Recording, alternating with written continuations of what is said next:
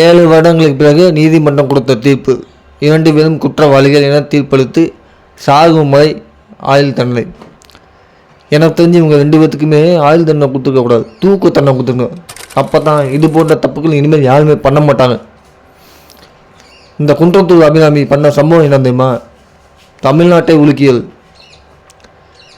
இந்த அபிராமி டிக்டாக்ல வீடியோ போட்டு அதில் பழக்கமானவர் தான் பிரியாணி கடை சுந்தரம்.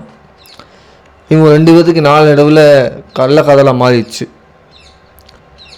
இந்த அபிராமிக்கு சுந்தரத்தோட வாழ்றது தான் விருப்பமாக இருக்குது. இவங்க 2 பேருமே ஓடி போய் கேரளாவில் வாழலாம் அப்படிங்கிற முடிவு பண்ணிட்டாங்க. அதுக்காண்டி தன் பெத்த மகளும் கூட பார்க்காம 2 பிள்ளைகளுக்கு தூக்க மாத்திரை கொடுத்து தலானியை வச்சு அமுக்கியிருக்காங்க. கொடூரமான அமுக்கி கொடூரமாக கொண்டுட்டா. பேய், தாயின்னு சொல்லக்கூடாது கூட.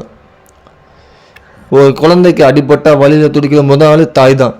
அப்படிப்பட்ட குழந்தைய தலானி வச்சு அமுக்கும் போதும் அந்த குற்ற உணர்ச்சி வரலையா? இப்போ நீதிமன்றம் கொடுத்த தீர்ப்பை கேட்டு இவ்வளோ அழுகுறியே, அன்னைக்கு 2 குழந்தை கொள்ளும்போது வரலையா அழுக? மனசாட்சி எங்கே போனது?